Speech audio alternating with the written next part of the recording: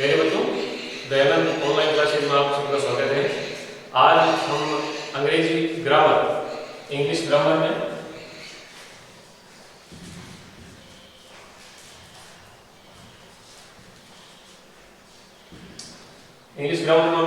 हमारा जो टॉपिक है, महत्वपूर्ण टॉपिक है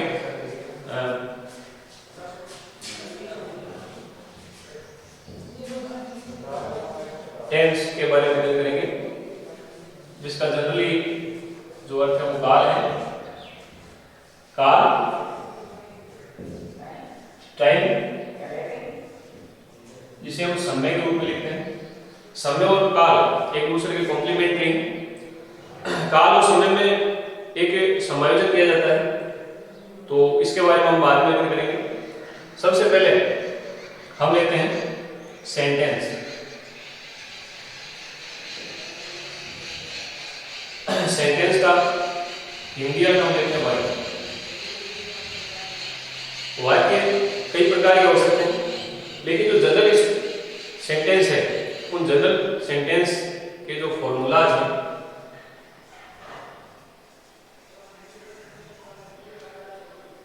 वो इस प्रकार है। सेंटेंस में पहला जो वाक्य हम बनाते हैं उसे हम इंग्लिश में अफर्मेटिव सेंटेंस कहते हैं।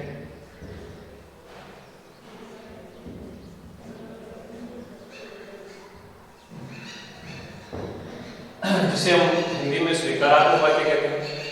इस वाक्य की जो स्ट्रक्चर है, संरचना है, उस प्रकार से होगी। Subject plus helping verb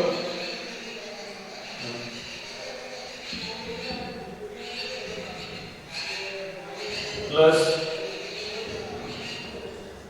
main verb plus object. ये एक साधारण वाक्य की संरचना है, जिसमें सब्जेक्ट यानी कर्ता, हेल्पिंग वर्ब सहायक क्रिया, मेन वर्ब मुख्य क्रिया और ऑब्जेक्ट कर्म। किसी भी टेंस का निर्धारण हेल्पिंग वर्ब और मेन वर्ब के माध्यम से होता है। यानी किसी भी टेंस का वाक्य हमारे सामने है, अब उसका टेंस हमें पहचानना है, तो उसकी जो मुख्य पहचान है वो हेल्पिंग वर्ब से होती है। मेन वर्ब भी उसमें एक मुख्य कारक होते हैं।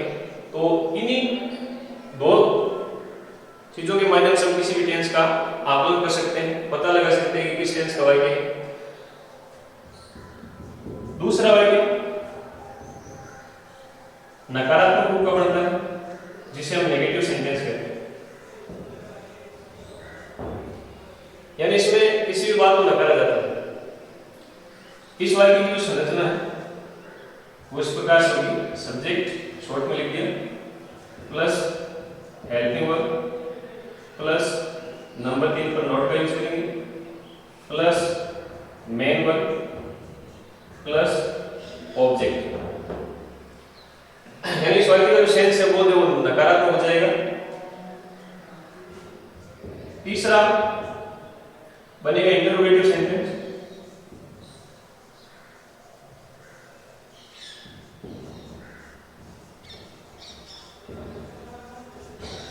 यानी कि प्रश्नवाचक वाक्य। प्रश्नवाचक वाक्य दो तरह के हो सकते हैं, एक तो WH वर्ड से शुरू किए जाते हैं और दूसरे जो वाक्य हैं वो हेल्पिंग वर्ब से शुरू होते हैं। तो यहाँ हम जो स्ट्रक्चर ले रहे हैं वो हेल्पिंग वर्ब से ले रहे हैं। तो स्टार्टिंग में आपको हेल्पिंग वर्ब लिखनी पड़ेगी, उसके बाद सब्जेक्ट आएगा, फिर मेन वर्ब का जो भी फॉर्म है वो, उसके बाद में ऑब्जेक्ट और उसके बाद में इंटरोगेटिव मार्क। चौथा वाक्य बनेगा प्रश्नवाचक नकारात्मक, इंटरोगेटिव नेगेटिव सेंटेंस। प्रश्नवाचक नकारात्मक, इसकी स्ट्रक्चर किस प्रकार से होगी। स्टार्टिंग हेल्पिंग वर्ब से करेंगे शुरू, उसके बाद सब्जेक्ट के बाद में नंबर 3 पर नॉट, उसके बाद में मेन वर्ब के बाद में ऑब्जेक्ट और लास्ट में इंटरोगेटिव मार्क। तो ये हुई किस प्रकार से हम एक सामान्य सेंटेंस या सामान्य जो वाक्य है जिसको जनरल सेंटेंस हम कहते हैं। चार तरीके से, चार रूप में उसे हम यहाँ तैयार कर सकते हैं। साधारण कोई भी वाक्य या कोई भी बात कहनी है उसे हम स्वीकारात्मक वाक्य के रूप में रखते हैं। जैसे हिंदी में मैं उदाहरण के लिए ले रहा हूँ, राम एक पुस्तक पढ़ता है, Ram plays a book. Negative sentence, Ram एक पुस्तक नहीं पढ़ता है, Ram does not read a book. Interrogative sentence, क्या राम एक किताब पढ़ता है, does Ram read a book. Interrogative negative sentence, क्या राम एक किताब नहीं पढ़ता है, does Ram not read a book. तो इस प्रकार से ये सामान्य सेंटेंस या जनरल जो वाक्य है वो इस प्रकार से तैयार होते हैं। वाक्य और भी कई प्रकार के होते हैं, उनका अलग अलग रूप होता है, अलग अलग फॉर्म होता है, अलग अलग उनकी स्ट्रक्चर होती है। तो वो आगे की चीजें, आगे जो वीडियोस बनेंगे उनमें उन चीजों को देखेंगे। अब अगला भाग हम लेते हैं टेंस।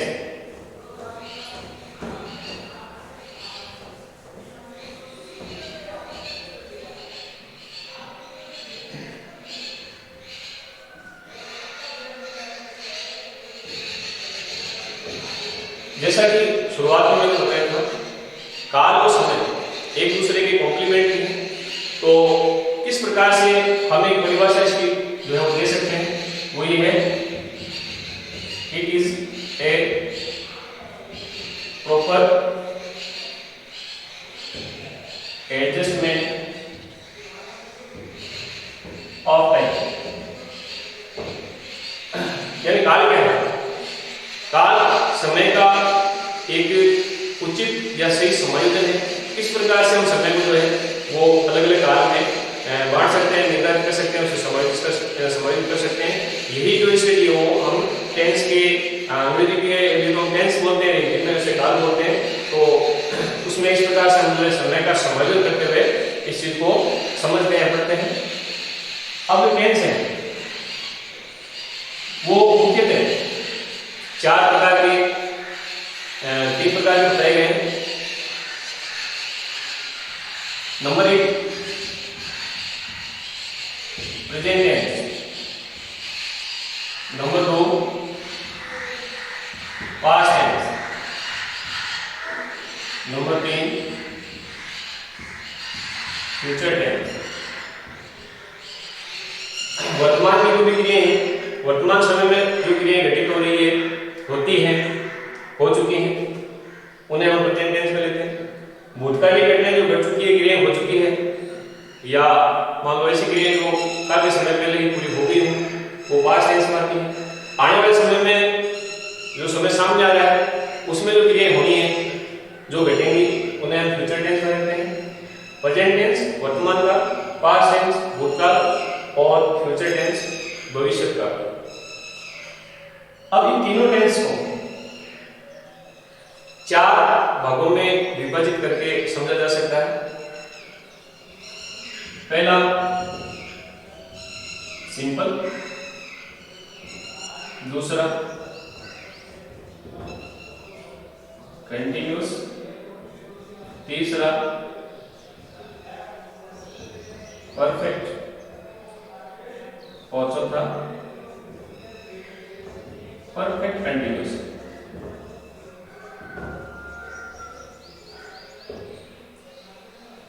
सिंपल, जैसा कि इसका सामान्य अर्थ होता है साधारण, तो ऐसी क्रियाएं जो हैबिचुअल एक्शन में, चाहे वो पास्ट में काम आ रही हो, प्रेजेंट में काम आ रही हो या फ्यूचर में काम में आएगी, तो ऐसी बातें तो बिल्कुल साधारण है, साधारण तरीके से बोलनी है, तो उसे हम सिंपल में बोलते हैं। जैसे राम एक किताब पढ़ता था, पास्ट सिंपल की बात होगी वो। राम एक किताब पढ़ता है, प्रेजेंट सिंपल में। राम एक किताब पढ़ेगा, फ्यूचर सिंपल में। कंटिन्यूअस या इसे हम प्रोग्रेसिव भी कहते हैं। कंटिन्यूअस का अर्थ जारी रहना, किसी चीज का लगातार चलना, यानी क्रिया जो है वो इसमें सतत रहेगी, लगातार चल रही है।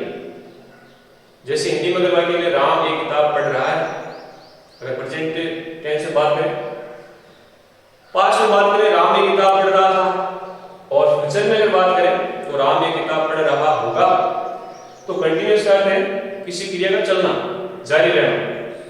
परफेक्ट, परफेक्ट का अर्थ पूर्ण, यानी कोई क्रिया पूर्ण है या पूर्ण हो गई है। जैसे मैं कहूँगे राम ने किताब पढ़ चुका है या राम ने किताब पढ़ ली, एक ही बात, तो उसमें पढ़ने की जो क्रिया वो पूर्ण हो गई, तो वो वाक्य इस परफेक्ट भाग में आएगा। अब राम ने किताब पढ़ ली है, प्रेजेंट का वाक्य है, वो प्रेजेंट परफेक्ट में आएगा। राम ने किताब पढ़ चुका था या राम ने किताब पढ़ ली थी, पास्ट परफेक्ट में आएगा। और राम ने किताब पढ़ चुका होगा या राम ने किताब को पढ़ लेगा, तो ये फ्यूचर परफेक्ट में आएगी। उसके बाद अगला जो भाग है परफेक्ट कंटीन्यूअस। अब दोनों ये टेस्ट के अंदर है, परफेक्ट का अर्थ पूर्ण और कंटीन्यूअस का अर्थ लगातार। तो जहां तक समझने वाले हिसाब से देखा जाए तो इसमें परफेक्ट कंटीन्यूअस में वो क्रिया आती है जो एक निश्चित समय से चल रही है और लगभग वो मान लो पूर्णता की ओर है, तो उस भाग में इसमें कहा जाता है एक समय जोड़ करके जो है इस चीज के बारे में बताया जाता है। जैसे कहा जाए कि राम 2 घंटे से किताब पढ़ रहा है, तो पढ़ने का जो कार्य वो 2 घंटे से एक समय की अवधि उसमें जोड़ दी गई है, तो उस हिसाब से राम जो एक समय का भी समय से क्रिया को करता जा रहा है। तो ऐसी स्थिति में हम ये मान सकते हैं कि क्रिया पूर्णता की ओर भी है। तो ऐसी स्थिति में अगर समय जुड़ता है या काफी समय से कोई क्रिया चल रही है, तो उस समय को जोड़ने के लिए हमें उस टेंस या उस स्थिति का जो वाक्य है वो इस परफेक्ट कंटीन्यूअस टेंस में रखना पड़ेगा। प्रेजेंट परफेक्ट कंटीन्यूअस टेंस अगर यही वाक्य है कि राम 2 घंटे से किताब पढ़ रहा है। पास्ट परफेक्ट कंटीन्यूअस टेंस की बात करें तो उसमें हम बोलेंगे कि राम 2 घंटे से किताब पढ़ रहा था। और फ्यूचर परफेक्ट कंटीन्यूअस टेंस की अगर बात करें तो इसी वाक्य को हम बोल सकते हैं राम 2 घंटे से किताब पढ़ रहा होगा। तो कुल मिलाकर के यहाँ ये 12 जो पार्ट है वो टेंस के बनते हैं। पहला प्रेजेंट सिंपल टेंस या present indefinite tense, present continuous tense, present perfect tense, present perfect continuous tense. इसी प्रकार पास्ट के 4 पास्ट सिंपल टेंस या simple past tense, past continuous tense, past perfect tense, past perfect continuous tense. इसी प्रकार future के भी 4 भाग बनेंगे, future simple tense, future continuous tense, future perfect tense, future perfect continuous tense. तो ये कुल मिलाकर के जो 12 भाग है इस प्रकार से बनते हैं। तो आज हम जो है अपना पहला भाग प्रेजेंट सिंपल टेंस या प्रेजेंट इंडेफिनिट टेंस इसके बारे में अध्ययन करेंगे।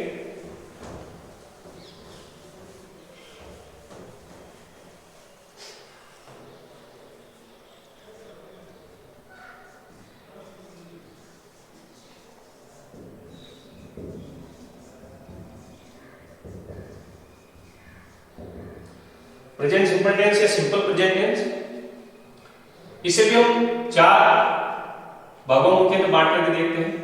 पहला ए आइडेंटिफिकेशन,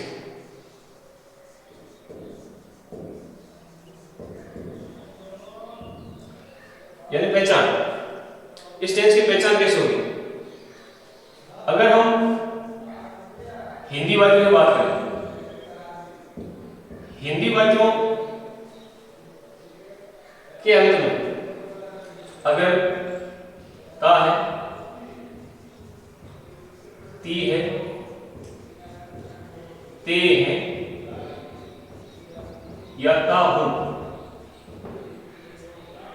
आता है, तो वो हिंदी वाक्य प्रेजेंट सिंपल टेंस का होगा। जैसे सोहन स्कूल जाता है, राधा खाना पकाती है, हम मैदान में खेलते हैं, मैं रोजाना सुबह जल्दी उठता हूं। तो ता है, ती है, ते है, ता हूं क्या कहते हैं। अब कक्षा 10 यानी जो बोर्ड क्लास है उसके लिए जो बोर्ड एग्जाम होता है उसमें जो क्वेश्चन आता है उसके अंदर filling the verbs, correct form of the verb जो फिल करनी पड़ती है, जो रेगिस्तान दिए गए हैं उसके अंदर। तो उसके लिए आपको उस दिए गए वाक्य के अंदर पहचान करनी पड़ती है कि ये किस टेंस का जो है वाक्य हो सकता है। तो उसके लिए कुछ वर्ड्स दिए रहते हैं या कुछ ऐसी एडवर्ब्स होती है जिनका यूज होता है, तो हम पर्टिकुलर टेंस की पहचान कर सकते हैं।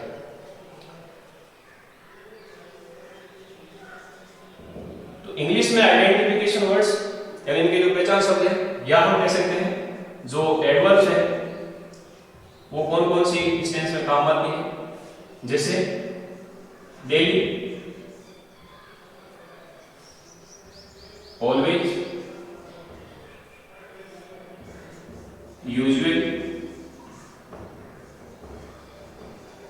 जनरली,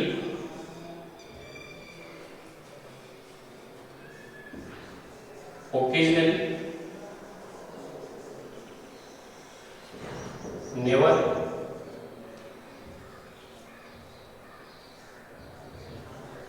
every या each, इनके साथ में डे, वीक, मंथ, ईयर, यानी कि each day, each week, each month और each year। इसी प्रकार से every day, every week, every month, every year. और डे से मतलब इसमें जो है वार का नाम भी आ सकता है, जैसे every Sunday, every Monday, every Tuesday, etc। On days यानी ऑन प्लस डेज का मतलब है जैसे ऑन संडेज, ऑन मंडेज इत्यादि। In the morning, in the evening इत्यादि। इसके अलावा रेयरली, ऑफन, सेल्डम, ये कुछ एक और एडवर्ब्स हैं जिनका यूज प्रेजेंट सिंपल टेंस के वाक्यों में किया जाता है। इसके अलावा एक शब्द है एवर। यदि एवर का यूज अफर्मेटिव या अफर्मेटिव या नेगेटिव सेंटेंस, अफर्मेटिव या नेगेटिव सेंटेंस में आया है तो ये जो वाक्य है वो डेफिनेटली आपका प्रेजेंट सिंपल टेंस में जाएगा। यदि एवर का यूज इंटरोगेटिव सेंटेंस में आया है तो फिर ये प्रेजेंट परफेक्ट टेंस में जाएगा। जैसे कि वह कभी झूठ नहीं बोलता है या वह कभी भी झूठ नहीं बोलता है, तो he does not tell a lie. ये वाक्य जो है वो नेगेटिव सेंस का है। अब इसी को अगर इंटरोगेटिव एवर, वह कभी भी झूठ नहीं बोलता है, अब इसी वाक्य को अगर हम इंटरोगेटिव फॉर्म में लिखें तो एवर का अगर यूज हो रहा है तो ऐसी स्थिति में ये वाक्य परफेक्ट में जाएगा, यानी कहने का प्रेजेंट परफेक्ट टेंस में चला जाएगा। यानी ऐसी स्थिति में हम जो टेंस बनाएंगे वो बढ़ेगा प्रेजेंट परफेक्ट का, जिसमें हेल्पिंग वर्ब हैज या हैव आती है। तो यहां जो सेंटेंस बनेगा has he told A like ever, और इंटरप्रेट हुआ। या ये जो शब्द होते हैं एडवर्ब्स होती है, इनका कोई विशेष वैसे निश्चित स्थान तो नहीं है कि किस जगह इनको लिखा जा सके। अब पर्टिकुलरली इनका जो यूज है वो किसी रूल्स के अकॉर्डिंग है नहीं। कई बार हमें एवर का यूज आगे देखने को मिलता है, has he ever told A lie, interrogative word. तो ये जो है वो अभी जिस टेंस के बारे में पढ़ रहे हैं उससे संबंधित नहीं है, आगे जो टेंस आएगा उससे संबंधित है। लेकिन एवर को क्लियर करने के लिए यहाँ ये बात बताना जरूरी थी कि वह कभी भी झूठ नहीं बोलता है, he does not tell a lie ever। अगर इंटरोगेटिव वाक्य बनाते हैं कि क्या वह कभी भी झूठ बोला, तो had he told a lie ever या had he ever told a lie। अब कई बार एवर का यूज ना होकर जो नेगेटिव वाक्य है उस नेगेटिव वाक्य का एवर का यूज न होने पर हम उसमें नेवर का यूज करके भी लिख सकते हैं, और नेवर जो है वो नेगेटिव बोल देता है।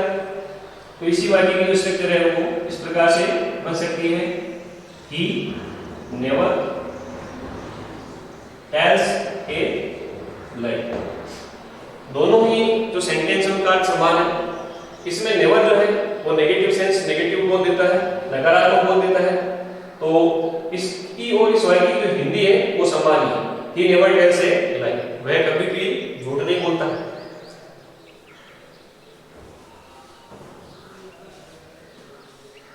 अब इन एडवर्ब्स के पश्चात हमारा अगला भाग है इस टेंस की हेल्पिंग वर्ब्स। इस टेंस के अंदर डू और डज, इन दो हेल्पिंग वर्ब का यूज होता है। डू का यूज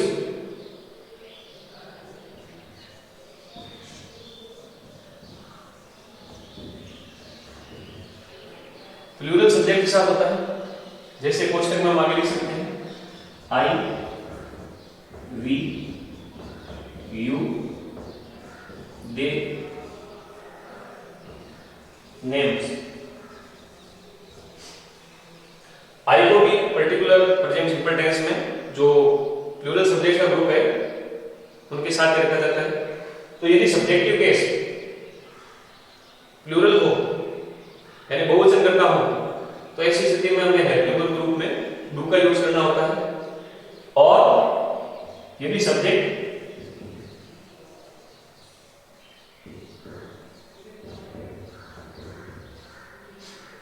एकवचन करता हो तो ऐसी स्थिति में हेल्पिंग वर्ब के रूप में डज का यूज होता है। He, she, it, name.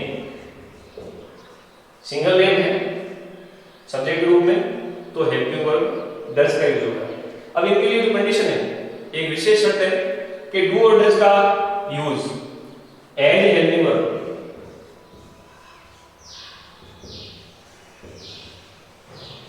As helping verb एक सहायक क्रिया के रूप में डू और डज का जो यूज है वो अफर्मेटिव सेंटेंस जो हम पहला वाक्य पढ़ाते हैं।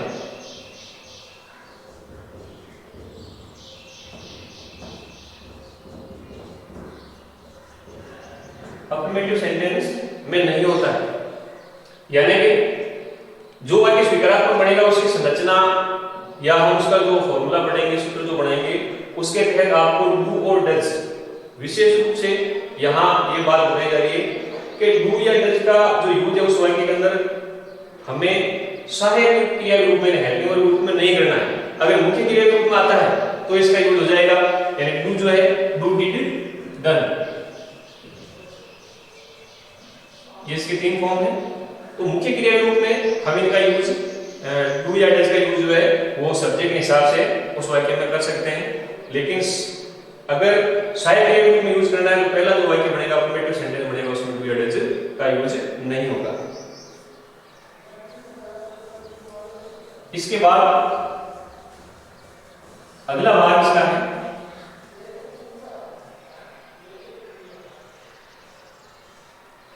Main verb.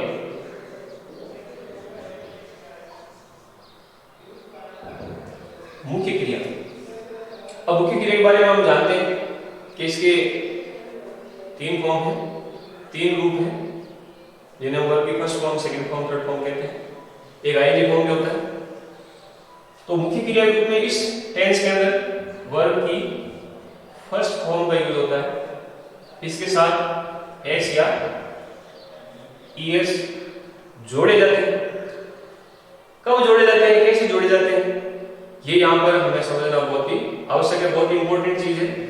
हमें यहाँ पर तीन बातों का ध्यान रखना होता है कि किस प्रकार से हम कैसी स्थिति में वर्ब की फर्स्ट फॉर्म के साथ एस या ईएस जोड़ेंगे। तो इसकी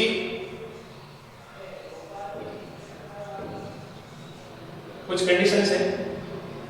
पहली कंडीशन,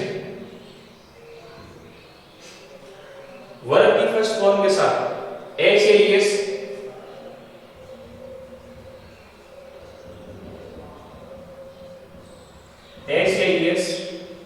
केवल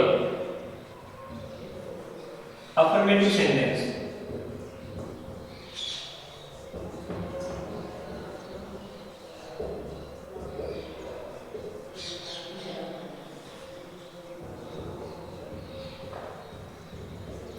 वर्ब की फर्स्ट फॉर्म के साथ एस केवल और केवल अफर्मेटिव सेंटेंस में ही करते हैं। नेगेटिव और इंटरोगेटिव जो सेंटेंस बनते हैं उनमें वर्ब की फर्स्ट फॉर्म के साथ एस का यूज नहीं करते हैं। दूसरी कंडीशन, वर्ब की फर्स्ट फॉर्म के साथ एस या एस केवल सेंटेंस में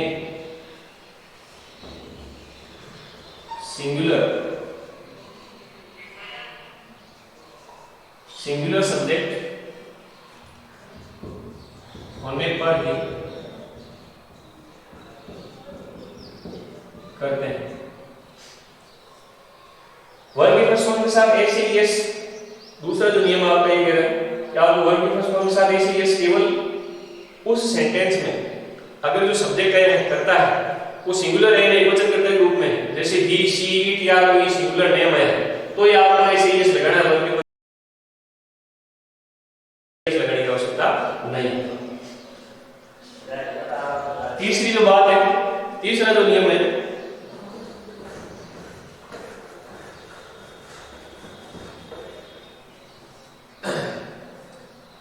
ये बड़ा इंपॉर्टेंट नियम है। अब यहां हम अपने मन मर्जी से, अपनी मर्जी से वर्ब की फर्स्ट फॉर्म के साथ एस नहीं लगा सकते हैं। दिमाग में ये बात भी क्लियर करनी है कि हम चाहे तब एस जोड़ दिया है चाहे तब एस जोड़ दिया, ऐसा नहीं हो सकता है। तो वर्ब की फर्स्ट फॉर्म के साथ एस लगाते हैं जब main verb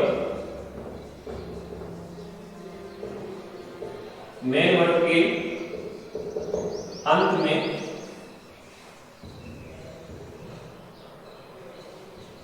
शब्दांश O C H S H double S X या कई बार डबल जेड आया हो,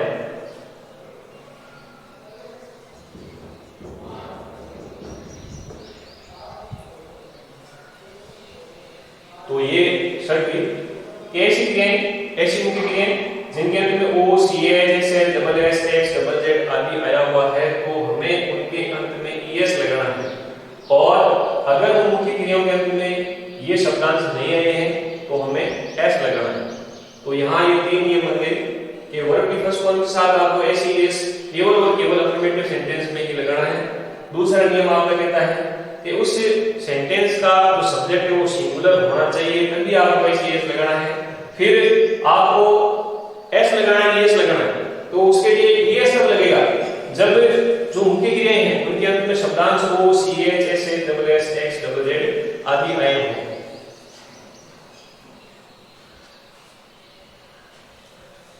मुख्य क्रिया के बाद हम इस टेंस के जो चार वाक्य बनते हैं,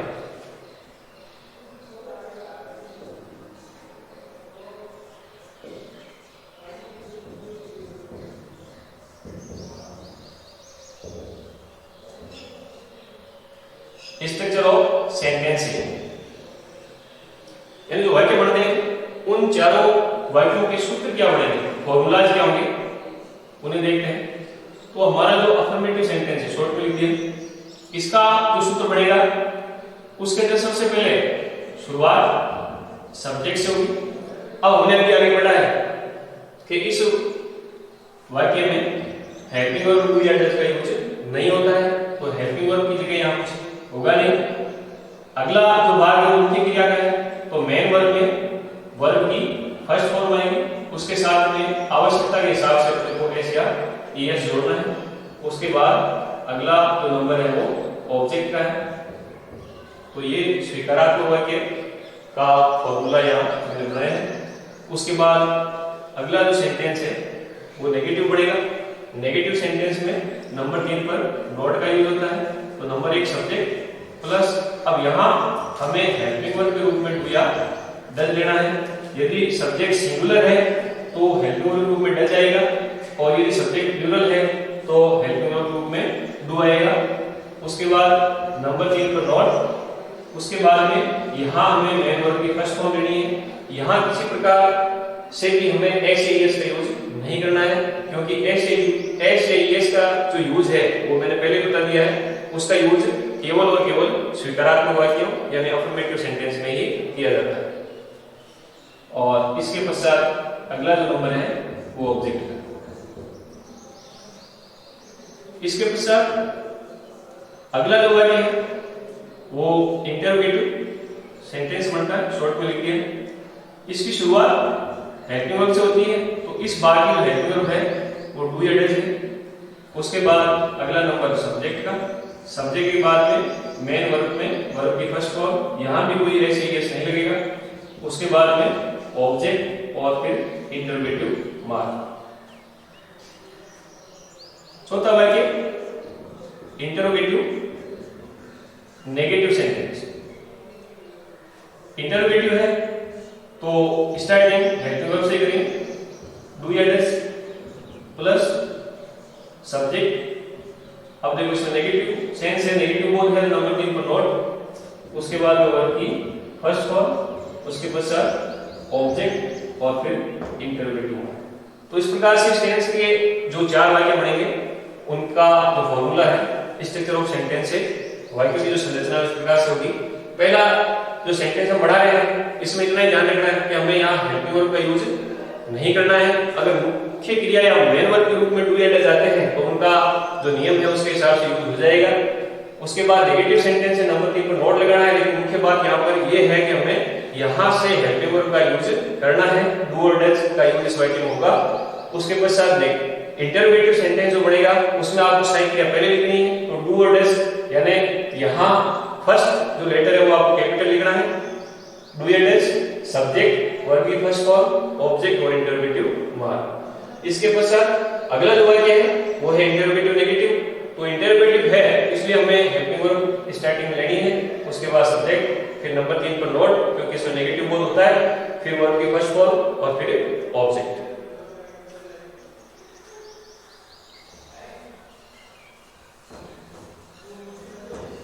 अब हम यहां कुछ वाक्य लेते हैं जिनमें हमें कुछ अशुद्धि या शुद्धि हो उसे देखना है। तो एग्जाम्पल के तौर पर कुछ वाक्य मैं पहले लिखता हूं, फिर उनमें कहां कुछ गलती है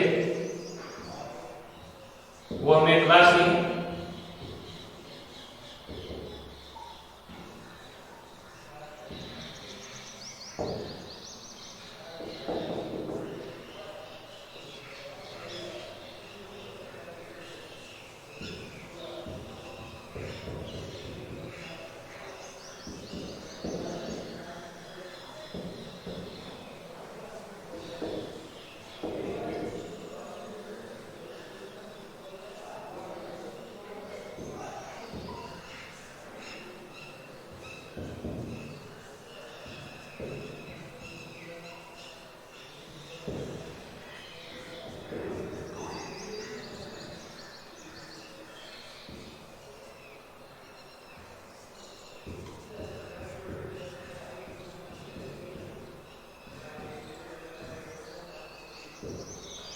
ये 4 वाक्य मैंने यहां लिए।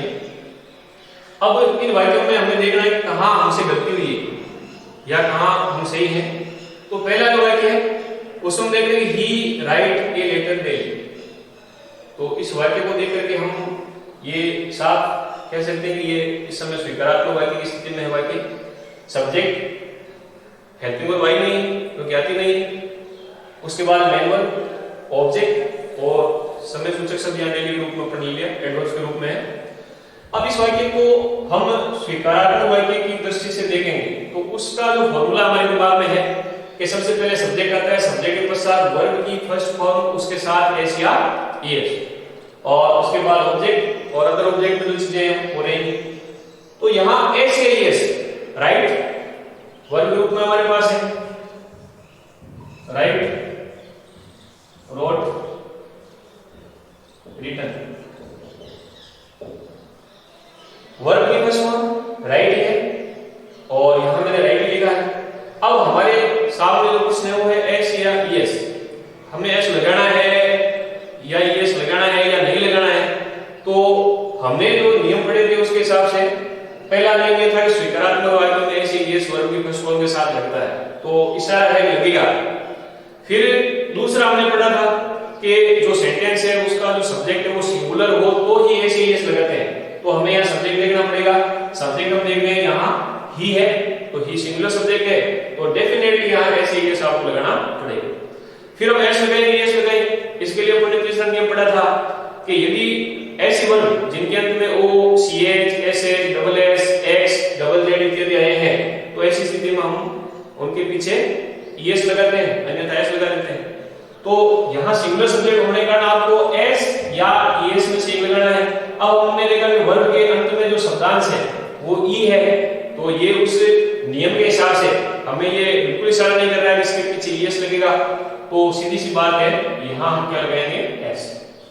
तो राइट जो स्पेलिंग है उसमें ई ऑलरेडी पहले से है, केवल हमने यहाँ क्या लगाया है एस लगाया। इसके पश्चात देखते हैं दूसरा वाक्य, दे डज नॉट प्ले क्रिकेट। तो इस वाक्य को देख करके हम देख रहे हैं कि ये जो वाक्य है वो नेगेटिव सेंस का है, नॉट का यूज है और नकारात्मक संरचना से मिल रहा है नहीं मिल रहा है, तो फॉर्मूला हमें याद होना चाहिए। सब्जेक्ट हेल्पिंग वर्ब में डू या डज, उसके बाद में नॉट, फिर मेन वर्ब की फर्स्ट फॉर्म, उसके साथ में कोई ऐसे एस नहीं होना चाहिए और फिर ऑब्जेक्ट है। अब हमने देखा कि यहाँ जो हेल्पिंग वर्ब है वो डज आई हुई है और हमारा जो सब्जेक्ट है वो क्या है प्लूरल, तो प्लूरल सब्जेक्ट होने पर आई, वी, यू, दे, नेम्स, ऐसी स्थिति में अगर हेल्पिंग वर्ब का यूज होता है तो वहां हेल्पिंग वर्ब कौन सी आती है, प्लूरल सब्जेक्ट होने पर डू आती है। तो यहाँ ये डज हेल्पिंग वर्ब नहीं होनी चाहिए, क्या होनी चाहिए, डू होनी चाहिए। इस वाक्य में जो करेक्शन करना था हमने कर लिया। इसके पश्चात अगला वाक्य, अगले वाक्य में हम देखते हैं कि दूसरी शुरुआत है हेल्पिंग वर्ब से और लास्ट में इंटरोगेटिव मार्क लगा हुआ है, तो ये इंटरोगेटिव सेंटेंस यानी प्रश्नवाचक वाक्य है। अब इसमें कहां शुद्धि है वो हमें ढूंढनी है। तो देखिए स्टार्टिंग में वो डू से यानी हेल्पिंग वर्ब है, उसके पश्चात सब्जेक्ट है, तो दे के लिए डू जाएगा यहां से ये। इसके पश्चात हम चलते हैं आगे कि वर्ब की फर्स्ट फॉर्म नहीं है, उसके साथ में कोई ऐसी एस नहीं लगेगा। यहां सिंग्स लिखा हुआ है, तो ये जो वर्ब है वो होती है सिंग, गाना, सिंग, सेंग, सन।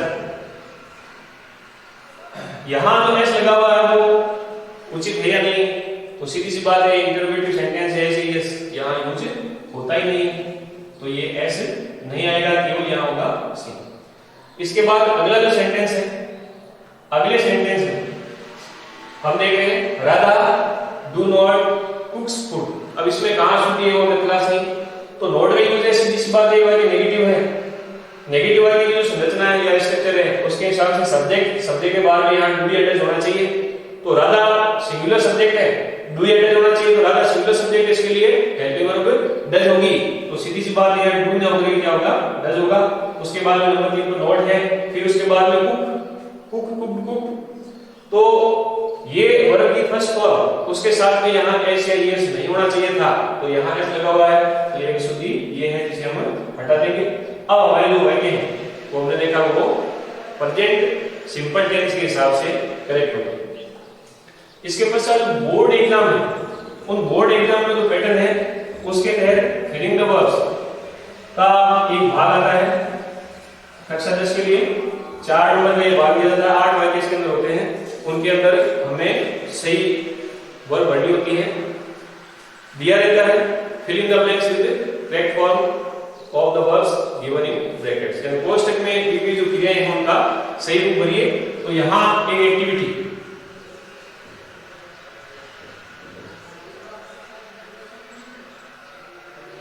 उससे संबंधित हम लेते हैं कुछ वाक्य।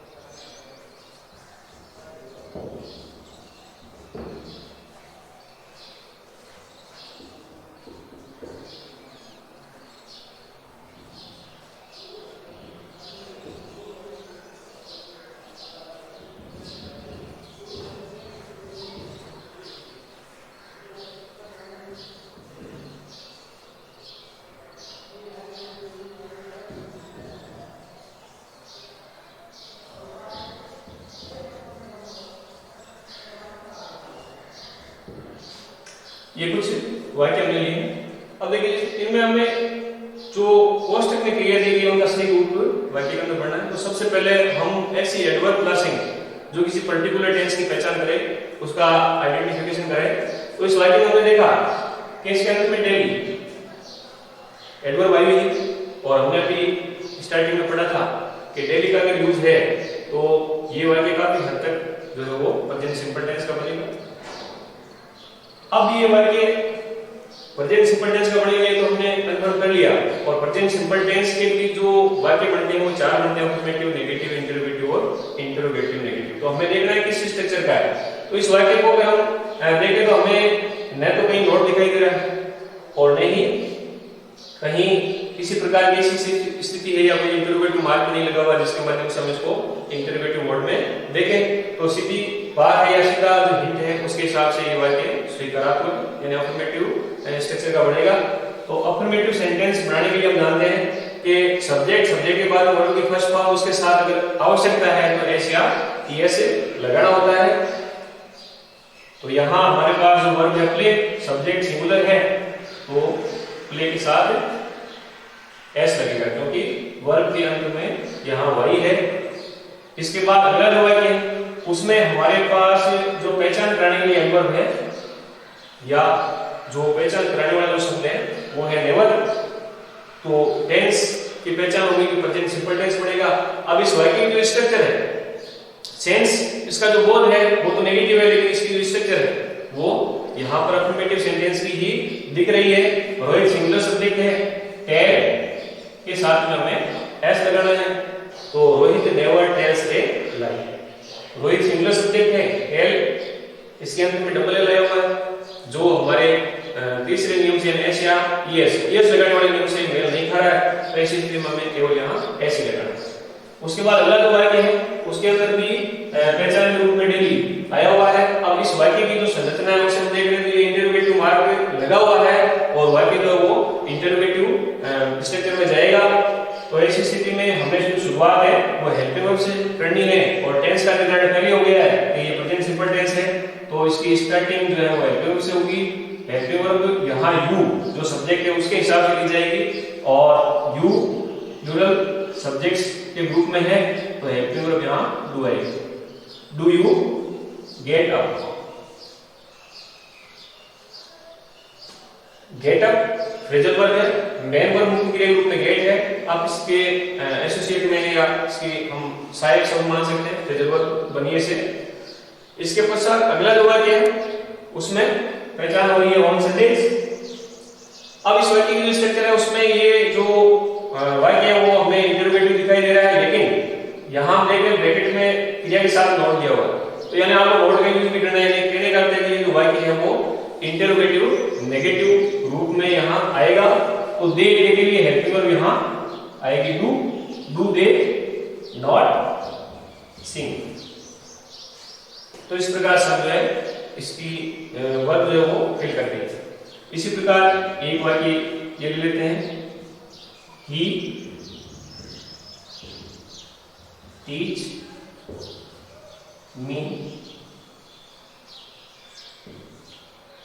मी डेली। अब इस वाक्य में भी एडवर्ब के रूप में डेली आया हुआ है और वाक्य जो है वो अफर्मेटिव स्ट्रक्चर का हमें दिखाई दे रहा है। अफर्मेटिव स्ट्रक्चर का है तो यहाँ आपको अगर सब्जेक्ट सिंगुलर है तो टीच के साथ एस या ईएस लगाना है। तो यहाँ सब्जेक्ट ही है और ही सिंगुलर सब्जेक्ट है तो नियम के हिसाब से आपको यहाँ टीच के साथ एस या ईएस लगाना है। अब जो वर्ब दी हुई है उसके अंत में यहाँ शब्दांश जो वो सीएच आया हुआ है तो आपको एस या ईएस में से क्या लगाना है, वो लगेगा ईएस।